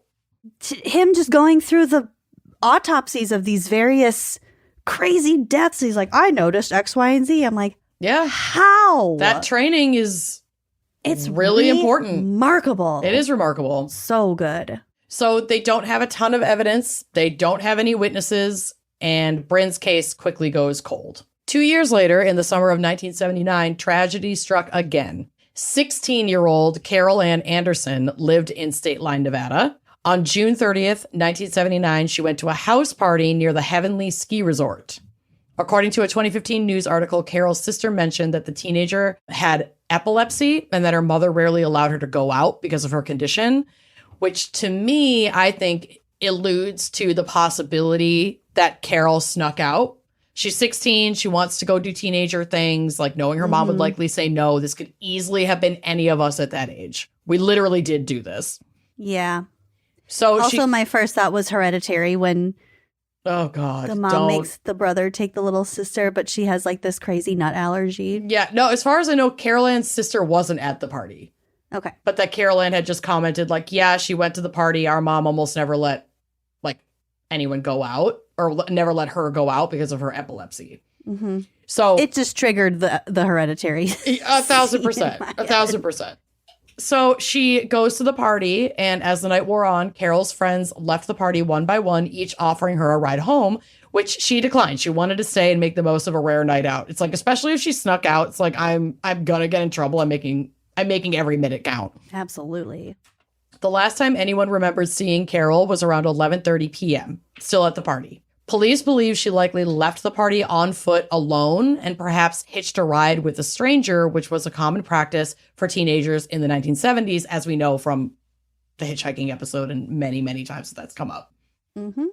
The following morning, someone called the police to report finding a body on Sundown Trail. Now, I read a couple things that... Sundown Trail. I know, kind of scary. But Sundown Trail, I think, was like a side road because another report said that she was spotted by a passing motorist. So I don't think this was a hiking trail, kind of like the horseback riding thing. Mm-hmm. This was clearly... a road. It was clear, but like this area where she was found, it wasn't exactly bustling, but it was clear that he wasn't trying to hide her. Okay. So that's the distinction that I'm making from Bryn's site of discovery and Carol's site of discovery. Got it. The manner of her death. Oh, sorry. It says, unlike Bryn, no attempt had been made to conceal Carol's body. So she wasn't even in a shallow grave. She was just like dropped there. However, Tossed out of the car. Possibly, or, you know, like, yeah, I'm not sure. Because even these crime scenes, like, there wasn't like blood, because they were strangled. They may have been killed there. They may have been killed somewhere else and then left there. We're not sure. We still don't know. The manner of her death, Carol's death, bore a chilling similarity to Bryn's death, despite the fact that Carol wasn't buried the way that Bryn was. Ligature marks on Carol's wrists indicated she'd been bound, and like Bryn, Carol had been strangled, and there was evidence of sexual assault, though Carol was fully clothed when her remains were found. I don't know exactly what the state of Bryn's dress or undress was. I didn't see that in what I read, just that her remains were badly decomposed. I also saw that both of the young women were considered like, quote unquote, brutally beaten. So they definitely sustained a lot of injuries that, whether or not the decomposition had been considerable, were still able to be picked up like on Bryn's autopsy. But I don't think Carol was, because she was so haphazardly left, I don't think she was dead for nearly as long as Bryn, because it was like weeks before Bryn was found. I think Carol was found pretty soon after it happened. So they were able to actually get more, you know, quote unquote evidence, or at least of what happened to her off of her actual body. Yeah. A newspaper report at the time suggested that police were looking for 2 suspects. I'm not sure why they thought it might have been 2. I don't think they knew right away that these cases were connected, and that they noticed that they were similar, but I don't think had at that point wrapped their heads around the fact that, yeah, it's in a very similar area. It's probably the same guy. They're like, oh, these 2 different attacks. This is so weird. But still no leads were found in Carol's case either. So neither Carol or Bryn's cases, despite, you know, being a couple of years apart in a similar fashion in a similar area, nobody was coming forward. Nobody saw anything. Nobody knew what the fuck was going on. And then Carol's case also went cold. So for decades, both Bryn and Carol's families mourned, unaware of the connection that would eventually link their murders. Like, they didn't even know. Nobody connected them? I don't think so. Not at this time. Jesus. They just, again, it's like that 2 suspects thing. They weren't looking for 2 suspects each in the same attack. They were looking for like 2 different suspects in 2 different attacks. I don't think that they thought at all that they weren't were connected. So for over 4 decades, over 40 years, the murders of Bryn Rainey and Carol Anderson remained unsolved mysteries. And as I was reading about these girls, it just, this cases like this and this particular case like really makes me wonder and try to look deeper at what investigators are doing in these long stretches of cold cases. And the reality is not that much, which is why there's so little for me to report on from that 40-year plus stretch of time from when this happened and when we found out who did it. Yeah. And as much as we have opinions about police, I'm about to get to it. When it comes to cold cases, in a lot of cases, they know that the technology to advance something is coming down the turnpike, but it's just not there yet. I mean, it's definitely a yes and situation. That is certainly a factor. Lack of evidence is certainly a factor. But like, certainly not a hard pass. This made me want to look into this. Mm-hmm. So I did. Great. Because you know I'm not one to give the justice system a pass at any point. Even when I can also hold the truth that some of these cases do not have enough for a determination to be made. I do understand that. but it is another angle of the structure of police funding that begs to be scrutinized and reevaluated, because even like today, we're sitting on mountains of evidence that just hasn't been tested because we don't have the resources for it. The backlog. Yeah. So while, of course, the advancements we have now weren't available during this investigation, a lot of cold cases stay cold because resources are reallocated to new cases that have more evidence. And cold cases have very little hope of being reopened until compelling new evidence arises to put resources back on that case. Yeah. And they're just sitting in a folder or whatever. And as the victims' families, even in some of these cases, literally die and there's no one left advocating for them, they're just collecting dust, even when there is new technology. So like, if we reallocated resources to more cold cases, what evidence could be uncovered if investigators were actually tasked to keep investigating rather than wait for something new to come across the desk or for some new technology to emerge? But that's neither here nor there. It's a frustrating issue that we see time and time again on this show. It sent me down a bit of a rabbit hole on cold cases. I did find a study from the Council of State Governments Justice Center that highlighted just how pervasive unsolved cases are, even now in the modern era of forensic technology. And like, that's more of a resource allocation issue, not we don't have the technology to solve it. Yeah. So this said, quote, in 2022, which is when they completed this study. So obviously there's probably more data now, but like this was still recent enough that I found this really compelling. 63% of violent crimes in the United States that were reported to police went unsolved. 63%. Of violent crimes. Of violent crimes. This means in a single year, there was no one arrested, charged, and referred for prosecution in over 800,000 violent crimes that included an estimated 10,000 homicides, 525,000 aggravated assaults, 169,000 robberies, and 98,000 rapes.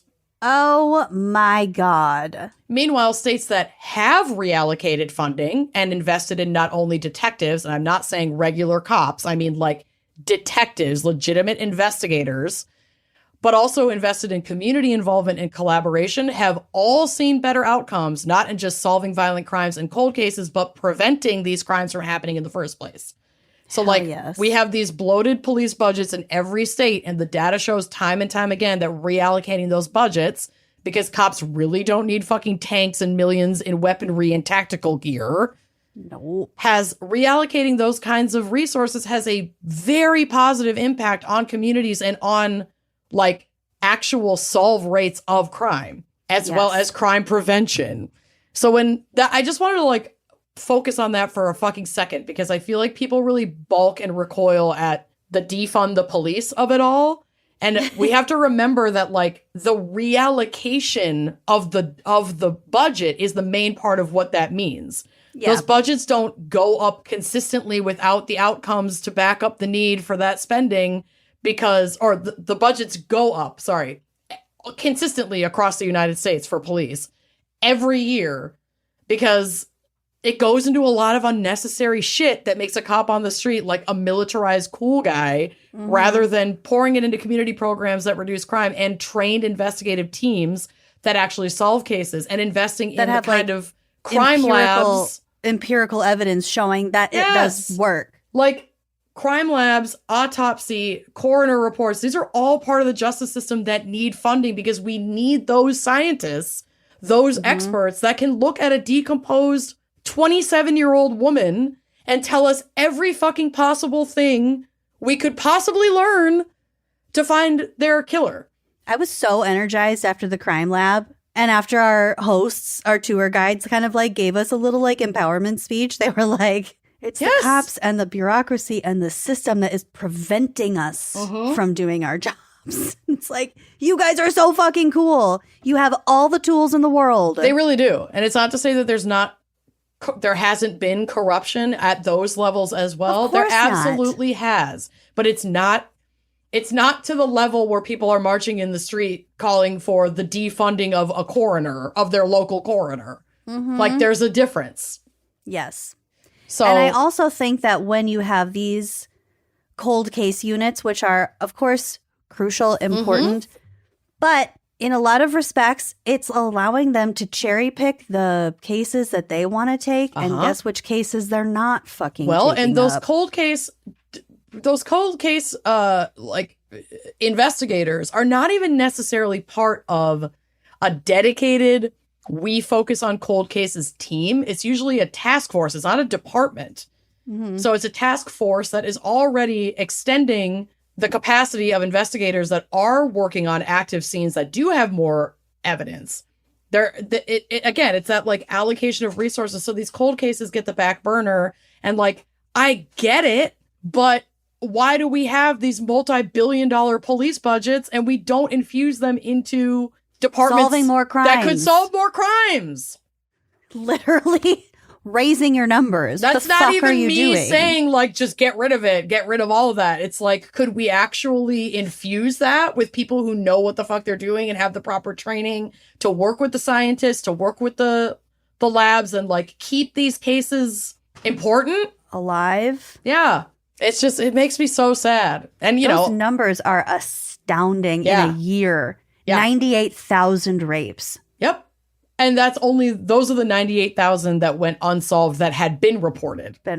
So can you even fucking imagine? I'm like, again, 10,000 homicides in a year. 10,000 that had no arrest at all.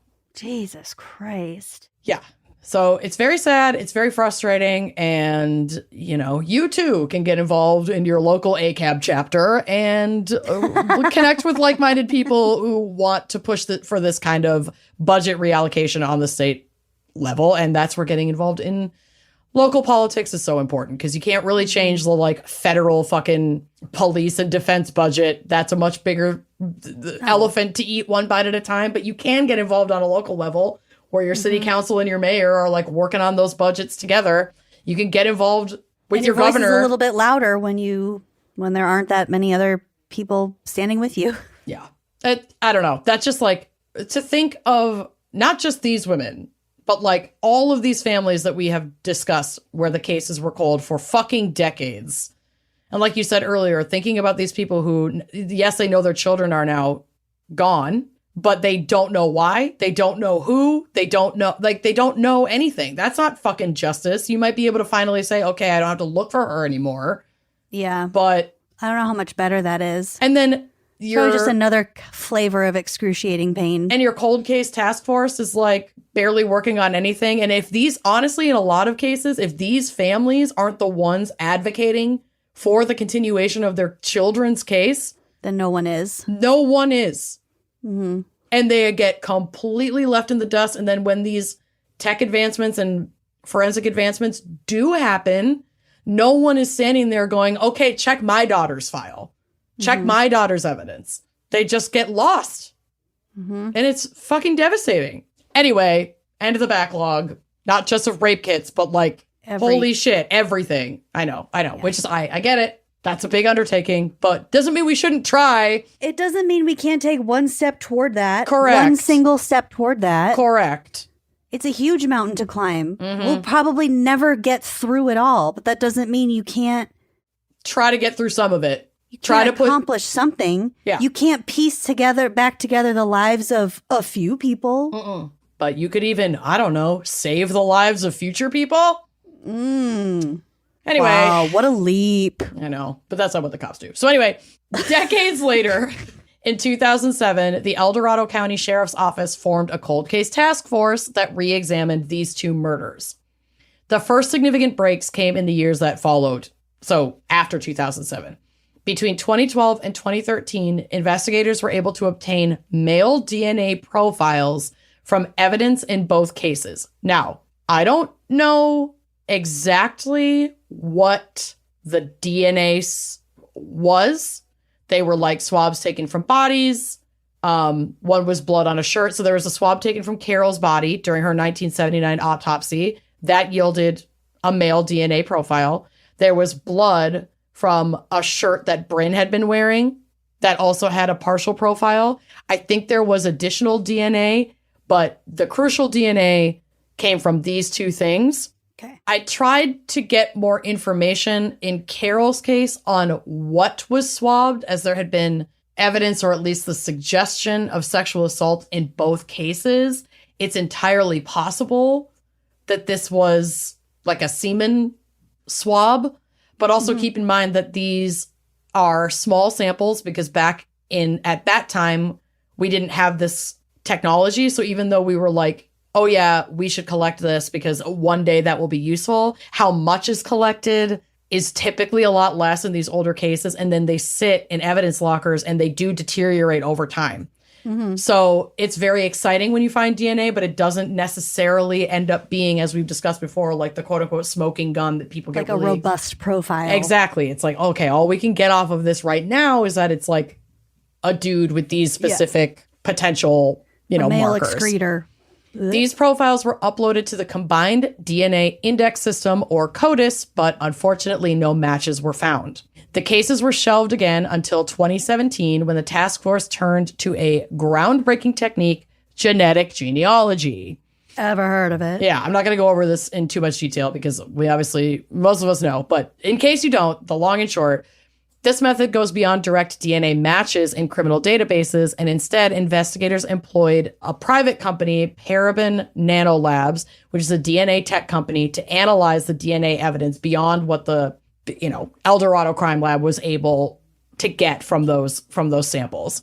Paraben used genetic genealogy, the same process that ultimately identified the Golden State Killer, to build a quote-unquote family tree by comparing the crime scene DNA to user-submitted DNA kits in public databases like GEDmatch.com or what's the other one? 23andMe. Ancestry.com. Ancestry. Like, you can opt to have those shared so that you could be contacted in the event of something exactly like this. Or just like, oh, I'm your sixth cousin. Right. Let's email. This process rarely identifies a suspect directly, but instead helps narrow down the pool by finding close genetic relatives. Through this painstaking process, Paraben was able to identify 3 deceased brothers as potential sources of the DNA. All Investigators 3 then brothers were deceased? Yes. So they found these 3 dead brothers that had a lot of genetic similarities with what they were able to get off of that DNA swab. These 3 dead brothers. 3 dead brothers. And then they were like, okay, it's probably one of these 3 dead brothers. Let's look at their descendants. Okay. So they looked at their descendants, and this led them to the family of Joseph Stephen Holt. Holt was born in the Bay Area in 1947. He graduated from Cupertino High School and attended UC Berkeley. He moved to South Lake Tahoe in 1974 and worked in real estate in the Tahoe area. He died in 2014 at the age of 66. I'm not exactly sure how he died, and I don't give enough of a fuck about him to have checked. I had already written a lot. I didn't fucking bother. Bye. Crucially, Holt lived less than 2 miles from where both Bryn and Carol's bodies were discovered. And as a realtor, he frequently traveled between San Jose and South Lake Tahoe, so he would have been very familiar with that whole area. Now, Weird. I couldn't find any of those sound bites that we often see in cases like these attesting to his character or how quiet or affable or what a pillar of the community he may have been. I don't know. And I don't care. But his descendants had no idea that he had done this or had this dark past. And they willingly cooperated. Like, his sons were like, yep, we'll give you anything you need. They cooperated in his investigation. One of his sons, we're about to get to it, so I won't say that. But they haven't made any public statements about Joseph. And frankly, I don't fucking blame them. I cannot even imagine you're pinged out of the blue by an investigation team that's like, hey, we're checking these old swabs from 2 murders in the 70s. Yeah, might have been your dad. It might have been your dad. And then the DNA matches and they find out he was definitely in the area at that time. It's like, holy shit. Yeah. It's really fucking... The odds of it not being him are... very slim. kind of small. Very, very, very, very, very slim. And of course, he's not alive to stand trial, but this case, at least for these 2 murdered women, it's pretty unequivocally accepted that he killed them. Too much adds up. Family interviews, family history. There's also some evidence that they get from these kids. So in 2018, investigators contacted Holt's living family, including a biological son, who fully cooperated with all of their inquiry. The son provided his own DNA and even an old toothbrush that belonged to his father, Joseph. Ooh, creepy. Subsequent DNA testing confirmed the undeniable link. Joseph Holt's DNA matched the DNA found on Bryn Rainey's shirt and Carol Anderson's body. El Dorado County District Attorney Vern Pearson announced the identification of Holt as their suspect on February 25th, 2019.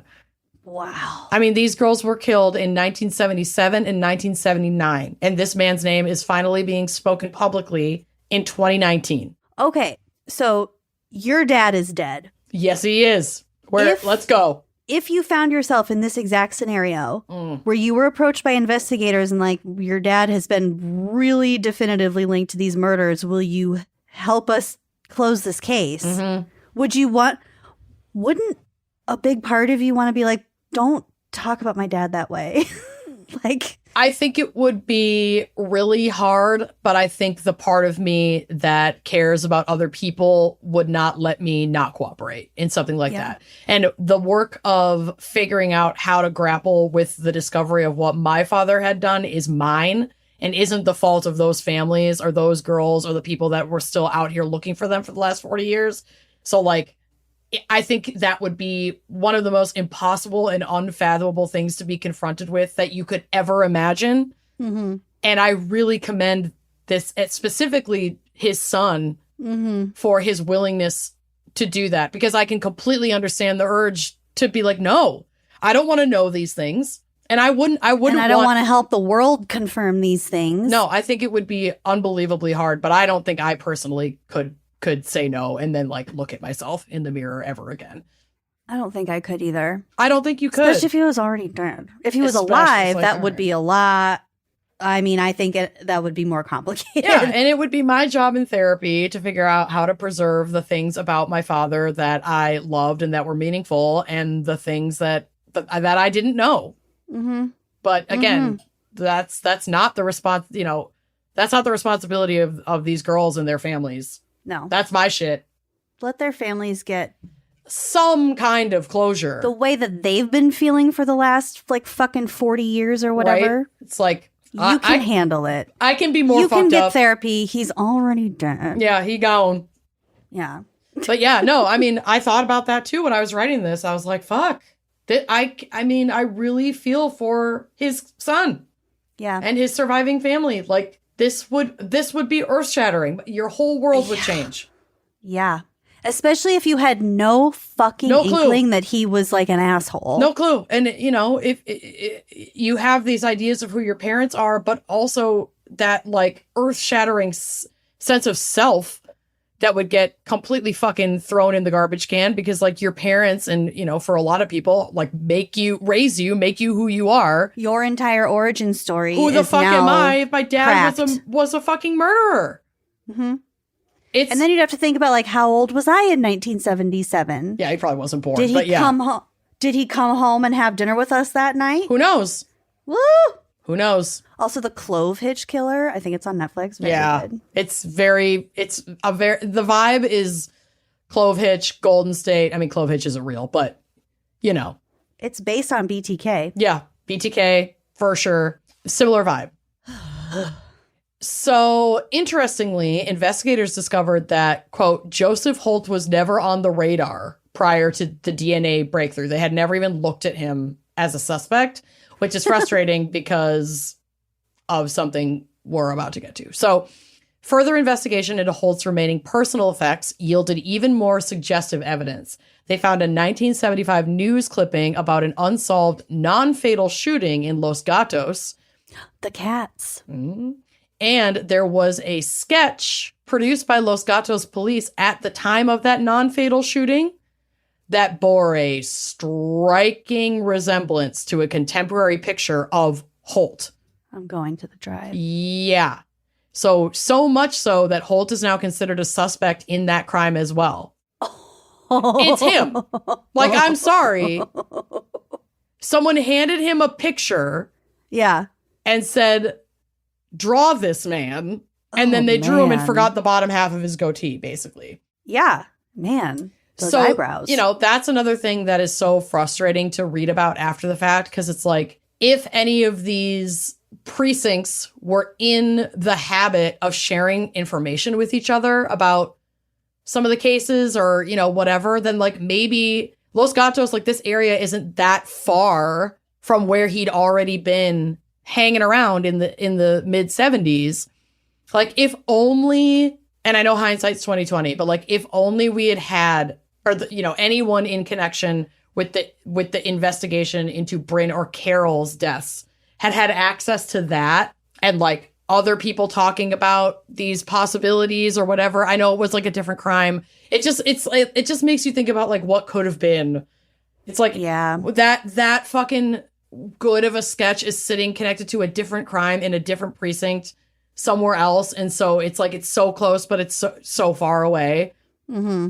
So it's like, now the police are still looking into his past because it's like, well, fuck, this was probably him. The timeline pans out. The sketch is fucking spot on. Wildly accurate. It's a photocopy. Yeah. And we know he was in that area. Like, what else could he have gotten up to?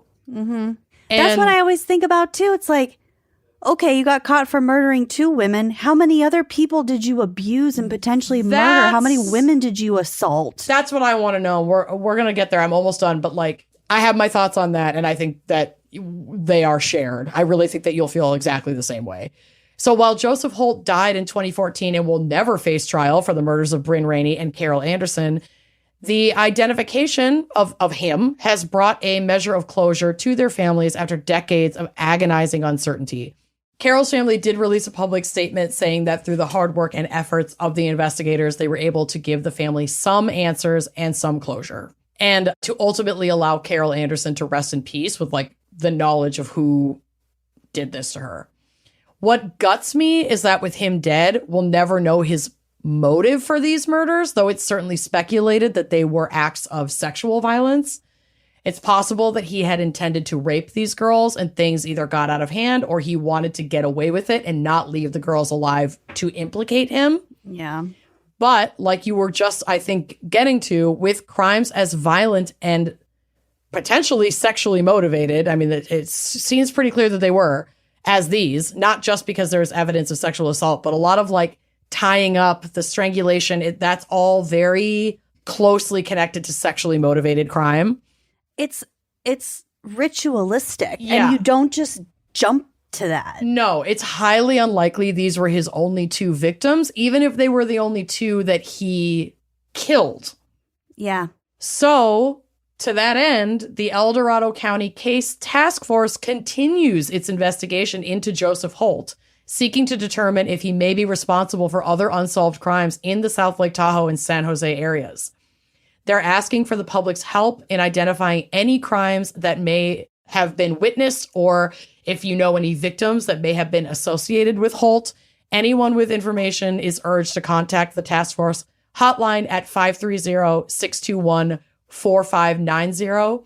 And there was another article talking about this task force and this case, and they put together a picture of like Joseph Holt through the years, so that it can make it a little bit easier maybe for people from different eras to be like, oh, shit, yeah, I did see that guy. Because he does look kind of different. I mean, he has the same fucking googly eyes. He does. But his facial hair, his levels of baldness, like things do kind of seem to change a little over time. But it sounds like his son or surviving family provided a lot of these photos so that if they're still looking into this dead man to be like, what the fuck else did this guy do? Because I think they feel similarly that we do, where it's like, this is a lot. And now this weird shooting thing happened over here, and that sketch is really accurate, and he would have been there at that time. We think that was him. What else might he have done? We don't know. So if any of these photos or, you know, this story or that region of South Lake Tahoe or the surrounding area in that time is like ringing any bells for you, and you got something weird that never really made sense, or somebody went missing, or someone you know was harassed or approached by this guy, call that fucking task force. Yes. So that we can really close the book on this asshole. Because holy shit. And that's my case. Well, that sounds great. Also, I did look up Dusty P's original email. Yes. They live about 30 minutes away from the lake. That makes a lot of sense. I kind of figured it was just a geographical location choice, but you never know. Well, thank you, Dusty P, for your topic choice. Seriously, of Lake Tahoe fascinating. Crimes. Yeah, kind of dark. Oh, yeah. But I really want to go to Pyramid Lake. Not that that's what the episode was about. Fuck Lake Tahoe. That place is a hellhole. Well, people vanish all the time. I heard that they found a massive underground nuclear power plant under Pyramid Lake. Oh. Potentially built by the Tahoe Sea Monster. I heard there was a big scaly bird flying all around using Lake Tahoe as his own personal whirlpool. Listen, that I'd believe. Well, the Ong lives. Rest in peace. The drowned will never be given up. May your spirit continue to soar with the eagles. Minus your wings, because they were used as a sailboat. Oops. My bad. That was rough. Anyway, we love you all. Thank you so much for listening. And yeah, if you want to hear this ad-free, hop over to our Uncorked page. It's out. We put the ad-free episodes up the same day, so you don't have to wait. It's right there for your ear holes, baby. It's right there. Thanks so much for listening, and we will see you next week. Bye-bye. Thanks for listening to Wine and Crime. Our cover art is by Danielle Sylvan. Music by Phil Young and Corey Wendell. Editing by Jonathan Camp. Our production manager is Andrea Gardner. For photos, sources, and other resources, head to wineandcrimepodcast.com. You can follow us on all the socials at Wine and Crime Pod. If you'd like to show your support and get access to all sorts of wine-fueled bonus content, check out our premium channel at wineandcrimepodcast.com/uncorked. Cheers!